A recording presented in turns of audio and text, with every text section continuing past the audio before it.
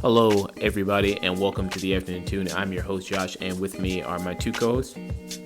It's your boy, Chayse. And it's your boy, Nick.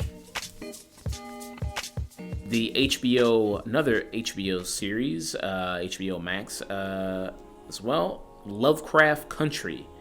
Lovecraft Country, starring Jonathan Majors and Jurnee Smollett, based on the writings of H.P. Lovecraft. In the show, it deals with Jonathan Majors, who plays Atticus Freeman, who comes back home after the war. He was in the Korean War, and journeys on a road trip across America to discover in a search for his missing father.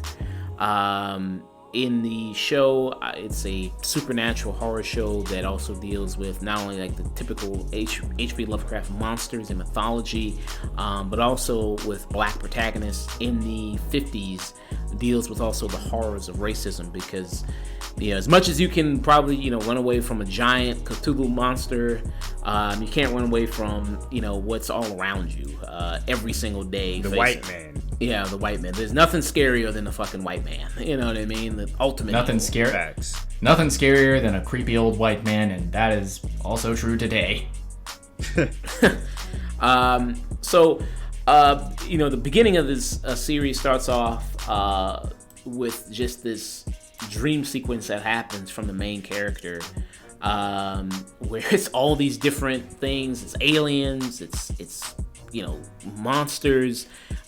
Jackie Robinson is there. You know what I mean? Fighting monsters. It's like this ultimate orgasm of these things that the character Atticus Freeman is dreaming about, because he's reading the H.P. Lovecraft story, which they in the series, his books are canon. His books are like something people in the show do read, and he's a avid reader of these kind of sci-fi horror stories. The series itself, developed by Misha Green, who is a black woman, and her, integrating a lot of black history into the show. Things like Emmett Till, things like the Tulsa Massacre, which was referenced just recently in another HBO series, Watchmen. That was a big plot point in the beginning of that episode, how that series kicked off. And there's so much in it. It's so much history kind of plugged into this, that it does make it very, very a great watch of how those two things blend well together. The horror of that, the supernatural nature of that. Atticus Freeman, his uncle in it, who's played by Courtney B. Vance, who is the luckiest man in the world because he's married to Angela Bassett. You know what I mean? Like, he's the fucking luckiest guy. Like, holy shit. How did he pull that off? Wait, is that Angela Bassett? That's not Angela Bassett. No, I'm saying Courtney B. Vance is married to Angela Bassett. IRL. In real Okay. Yeah. Okay. Yeah, all right. I got you now. Yeah. Like, I was about to say, she's beautiful, but she's not Angela Bassett. Okay. Yeah. In real life, Courtney B. Vance is married. Oh, okay. That's what I'm saying. Yeah. Luckiest guy in the world. But he, his uncle in it, he writes a Green Book, which was also, there was a movie based on it with Mahershala Ali and Viggo Mortensen telling that story.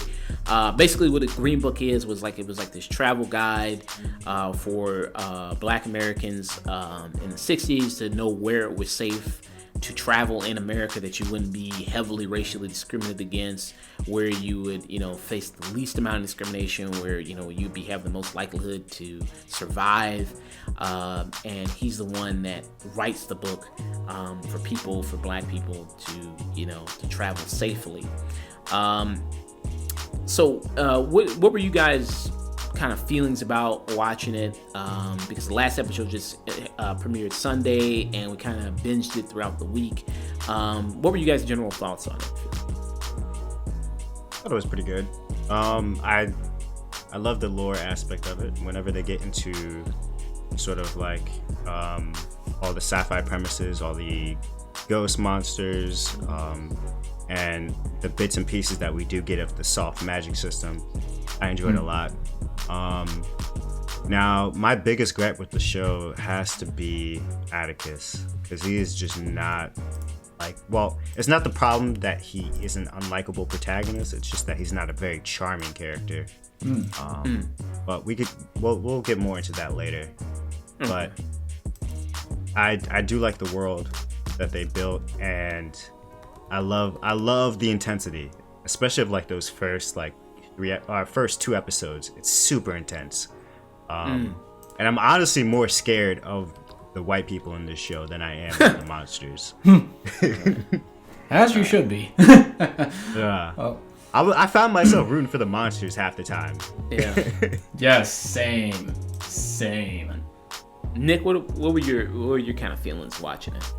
All right, my feelings. I feel like this is one of the most intriguing sci-fi and horror series on TV right now.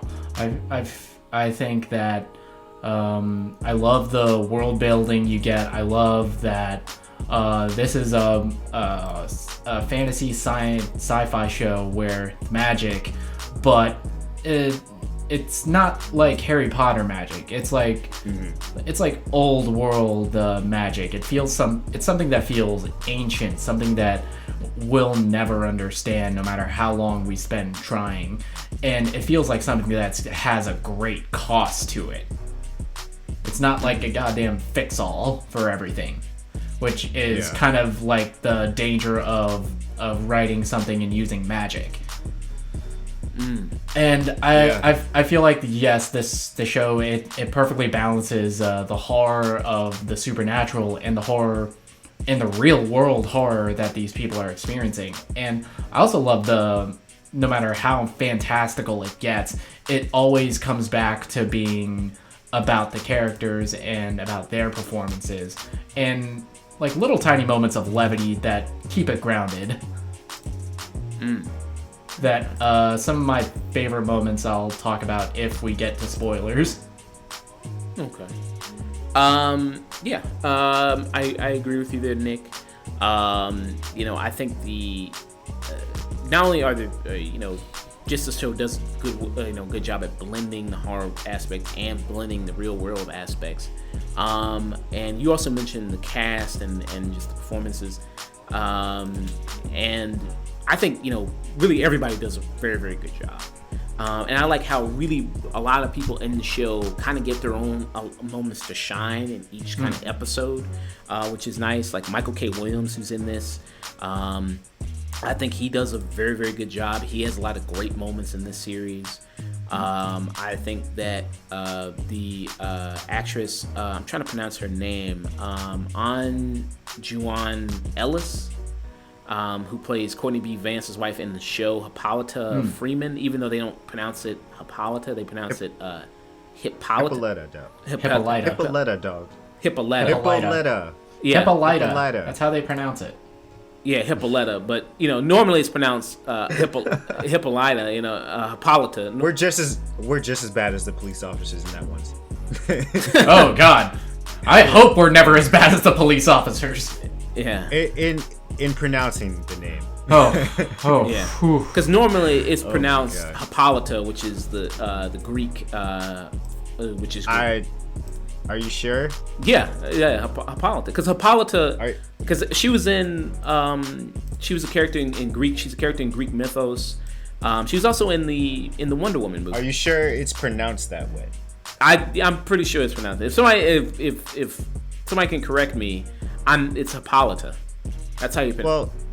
Well, you know how we do in the black community. We gotta spice up some names, add a little bit of color to it. You know what I'm saying? A little seasoning.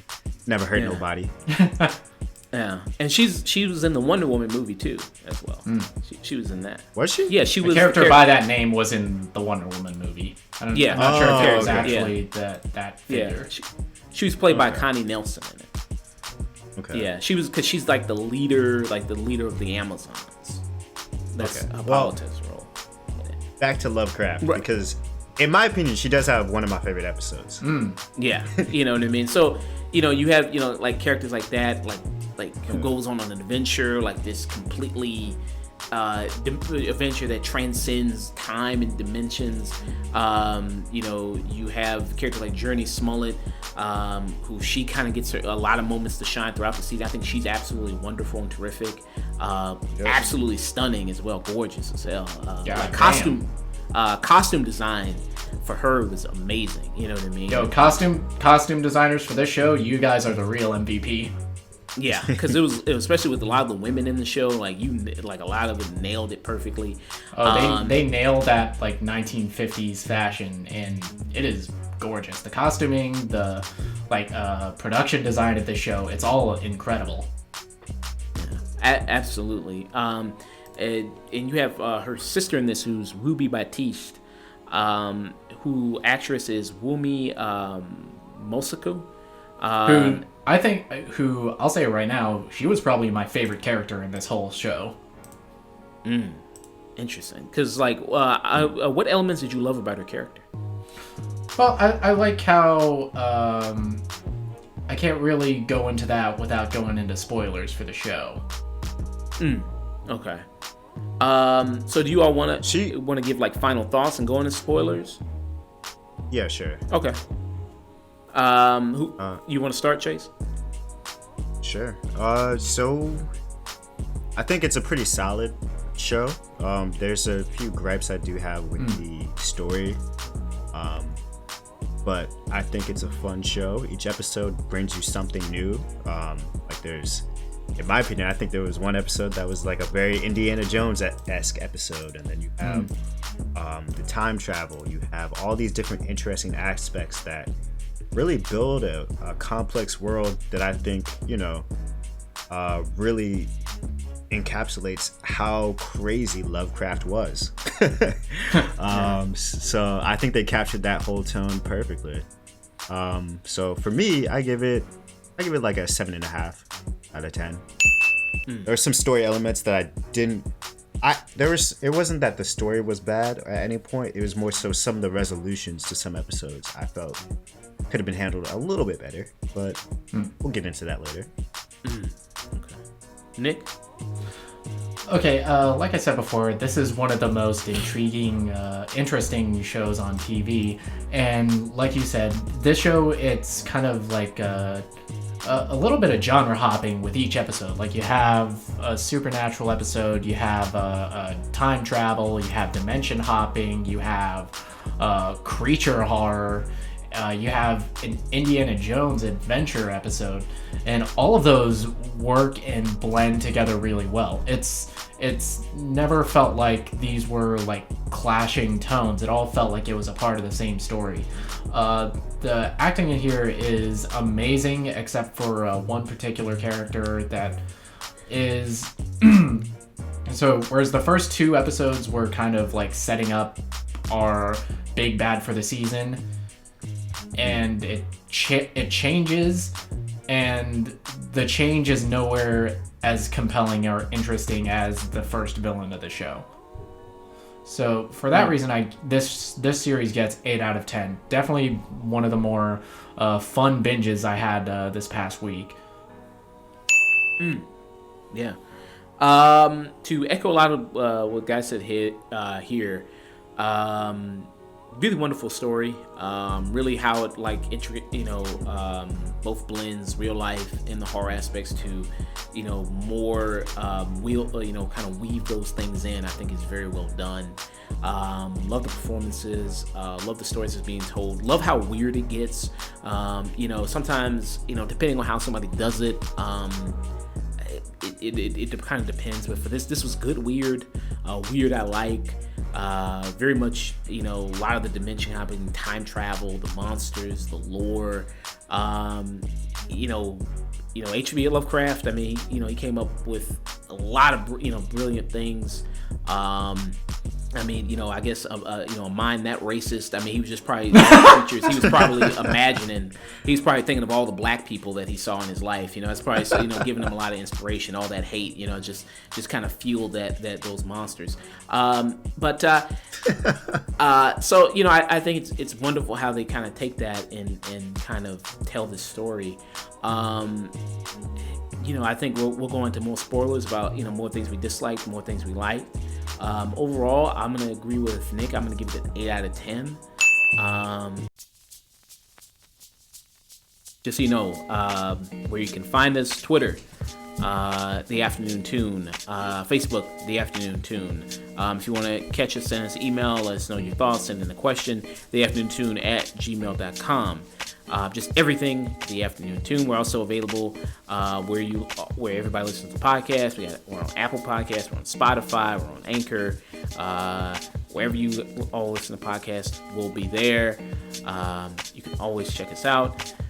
Nick, where you want people to find you? All right, you can find me on Twitter and Instagram at Night and Day Nick. All right, Chayse. And you can find me at Mr. Chayse Mac. That is spelled MrChayse, Mac, MAC. And you can find me on Twitter, Instagram. Yeah, I'm there. All right, nice. How about you, Josh? Do you want to plug your personals or? Oh, I'm always monitoring the Afternoon Tune Twitter, Afternoon Facebook. So hey, if you ever want to talk to me, I'm usually the person that's monitoring those things. Also, don't forget YouTube, do all that fun stuff you all know to do. Thumbs up, like, subscribe, all that good fun stuff. Know what to do. Leave a comment, constructive criticism. Let us know what we did wrong. Let us know what we did right. Hope you all enjoyed listening to the show. If you didn't, of course, always let us know. To all those people, nah, don't keep that to yourself. no negativity at all. Yeah, thank God K-pop Twitter hasn't canceled us yet. Oh my God, I know. That video is actually doing pretty well. I was checking the video; it's doing pretty well. The one we uploaded, yeah, it's doing okay, doing pretty well. Any dislikes? No. Sweet. Yeah, it's doing okay. All right, so to all you people out here listening to this, whenever you're listening to this, don't forget to always stay tuned.